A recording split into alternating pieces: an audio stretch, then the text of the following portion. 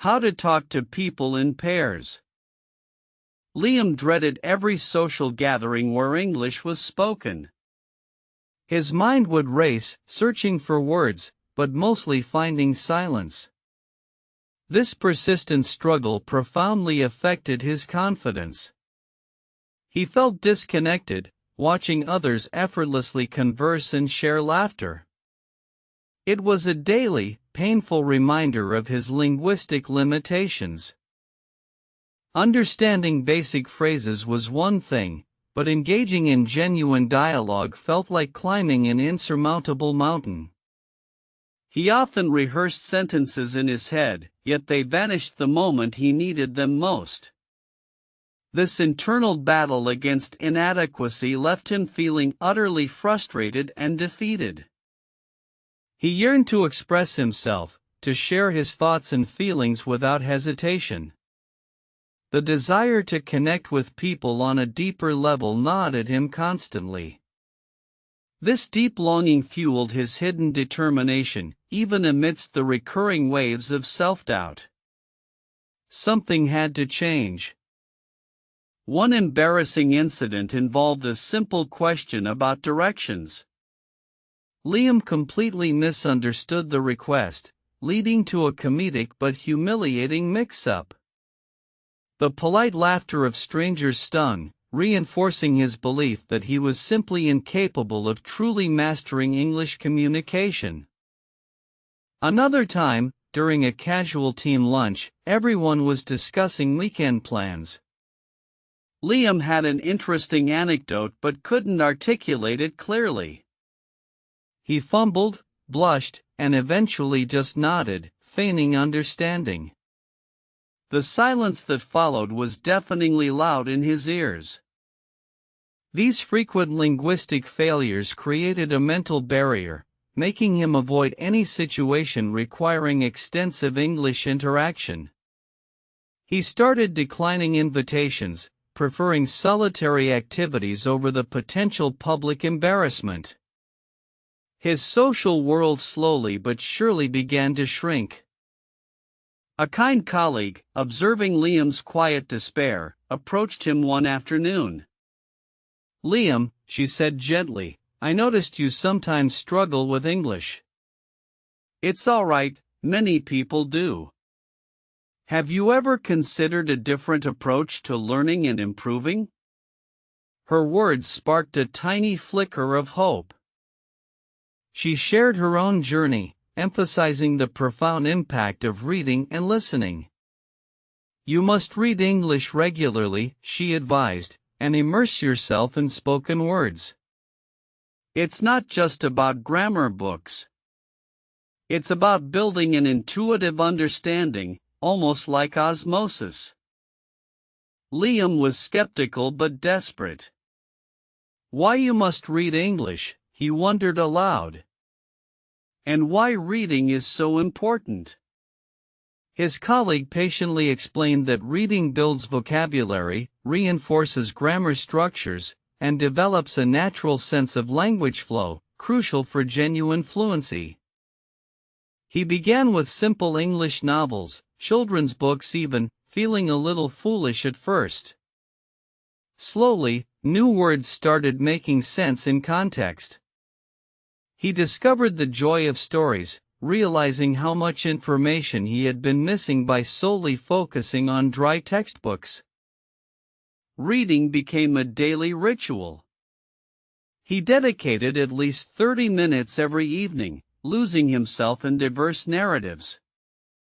This consistent practice broadened his vocabulary exponentially and solidified complex grammatical patterns without him even consciously memorizing rules. Why reading is so important became clearer with each turning page. His comprehension improved dramatically, enabling him to follow intricate plots and understand nuanced expressions. It was like unlocking a secret code, revealing hidden layers of communication. The act of reading also quieted his anxious internal monologue. Focusing on the text provided a welcome distraction from self-doubt. He began to see English not as an enemy, but as a rich tapestry waiting to be explored and understood more deeply. He moved on to articles, blogs, and even English news websites. Each piece of text offered fresh insights and new linguistic patterns. This diversified reading habit made his exposure to various writing styles and vocabulary even more comprehensive and exciting. Liam realized that every sentence he read was like a small building block, gradually constructing a sturdy foundation for his English proficiency. This consistent input was absolutely vital for internalizing the language's rhythm and natural expression. Next, he focused on listening English. He started with podcasts designed for learners, then moved on to documentaries and YouTube channels covering his hobbies. The aim was to train his ear to different accents and speech speeds, not just vocabulary. Listen English actively, his colleague had stressed. So, Liam paid attention to intonation, rhythm, and common idiomatic expressions. He repeated phrases under his breath, trying to mimic the pronunciation and flow he heard, feeling silly but determined. Music played a significant role too. He listened to English songs, looking up lyrics, and singing along. This made the learning process enjoyable and less intimidating.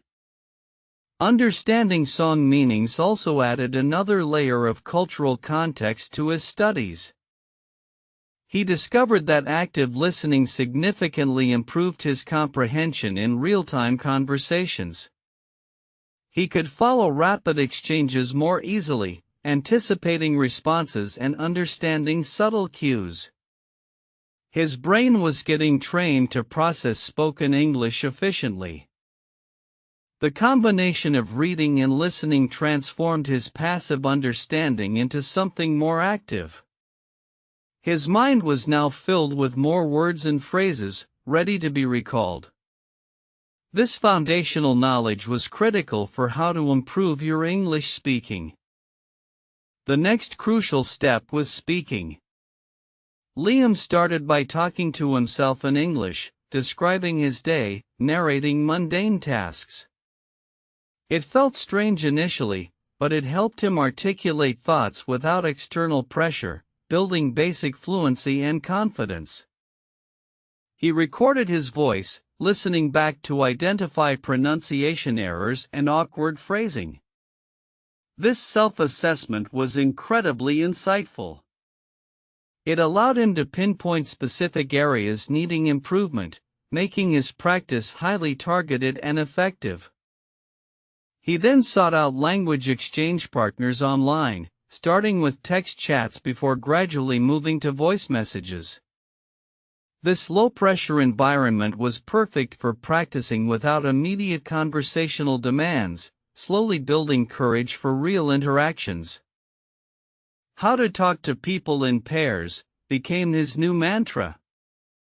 His colleagues suggested starting with just one person, someone patient and understanding. This reduced the intimidation factor significantly, making the initial attempts at speaking less overwhelming. His first conversational partner was an online tutor who specialized in helping anxious learners. Their sessions were structured, focusing on specific topics.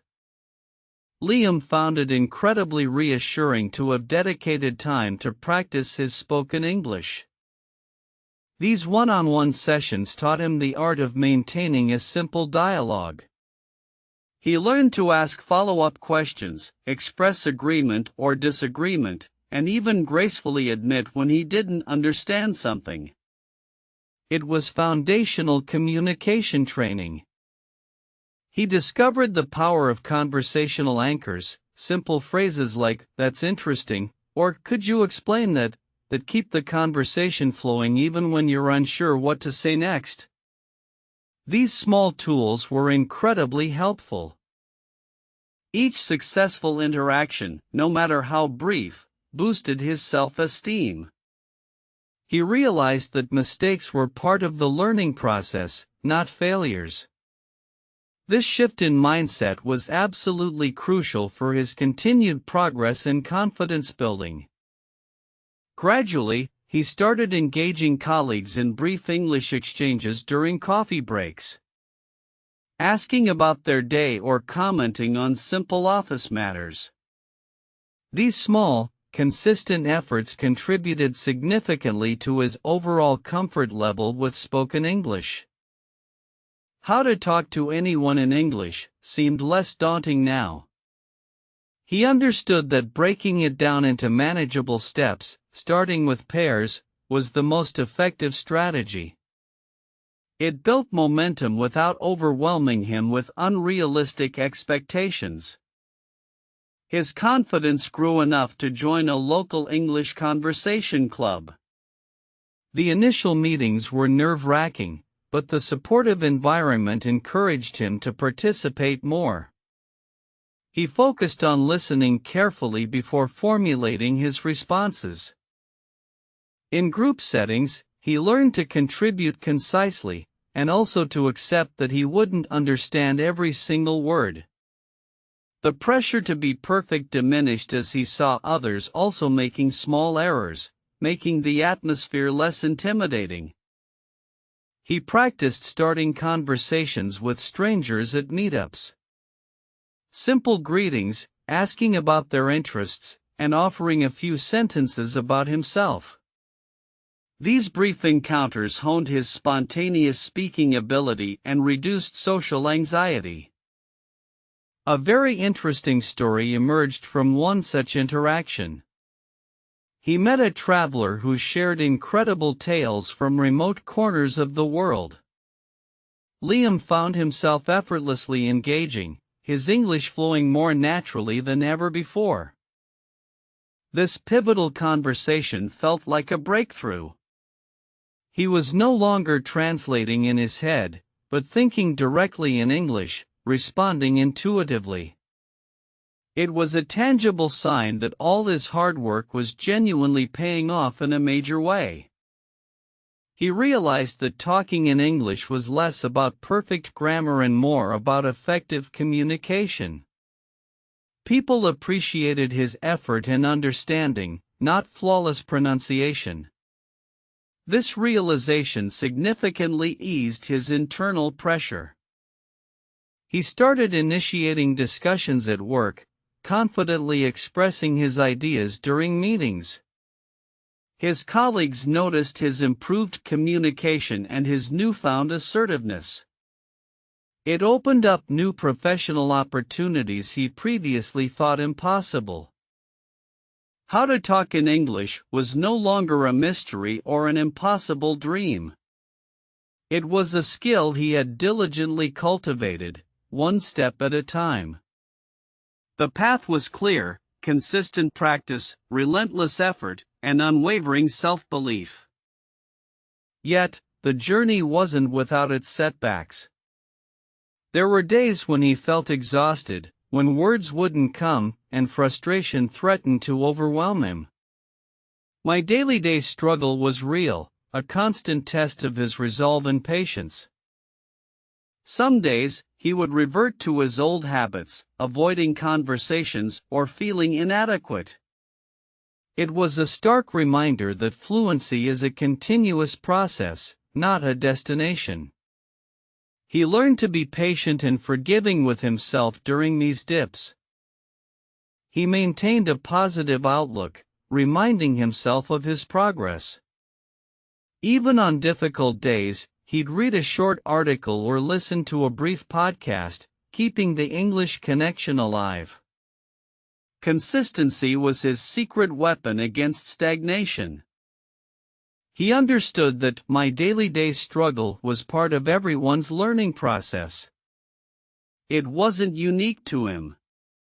This realization, coupled with regular reflection on his past improvements, motivated him to persist through challenging times. His initial fear of judgment transformed into a healthy acceptance of imperfection. He embraced making mistakes as learning opportunities rather than reasons for despair. This profound shift in perspective was truly liberating for him. He meticulously tracked his vocabulary growth and speaking practice hours. Seeing tangible evidence of his efforts helped him stay motivated, especially during periods when progress felt slow or invisible. Small wins accumulated into significant advancements. He celebrated every small victory, understanding a complex joke, successfully navigating a difficult conversation, or even just confidently ordering coffee. These small triumphs fueled his continued dedication and pursuit of fluency. Today, Liam converses effortlessly in English, participating actively in international projects at work and making new friends from around the globe. His confidence shines, and his social life has blossomed in ways he once only dreamed of. He now passionately advocates for the methods that helped him. "You must read English," he tells others, "and always listen English actively. It's the foundation for everything else you wish to achieve in communication." He frequently shares his very interesting story of transformation, emphasizing that anyone can achieve fluency with dedication. He encourages others to embrace their struggles as part of the exciting, often challenging, journey to mastery. His journey from shyness to articulate self-expression is a testament to the power of consistent effort. He mastered how to speak with people by first mastering his own fears and committing to a structured approach. How to talk to anyone in English became his reality, not a faraway dream.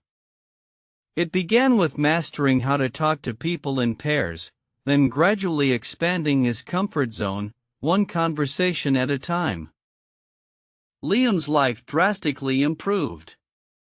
He gained not just a language skill, but also invaluable self-assurance and a wider worldview. The world opened up, offering countless opportunities for growth and connection that were previously unimaginable. His experience underscores why reading is so important. It equips your mind with the necessary linguistic tools. Reading provides the vocabulary, grammar, and contextual understanding essential for effective and nuanced communication in any setting. Furthermore, active listening, he realized, is equally crucial for internalizing pronunciation and conversational rhythms. It trains your ear to comprehend various accents, making real-life interactions smoother and significantly less daunting to manage. These combined inputs, reading and listening, truly laid the groundwork for his speaking ability. Without this solid foundation, attempts at conversation would have been far more frustrating and likely unsuccessful in the long run. He often reflects on his "my daily day struggle" and how each challenge ultimately strengthened his resolve. Every difficult moment was a lesson, pushing him closer to his goal of articulate, confident English conversation. For anyone embarking on this journey, Liam offers simple advice: start small, be patient, and never underestimate the power of consistent, even brief, practice sessions.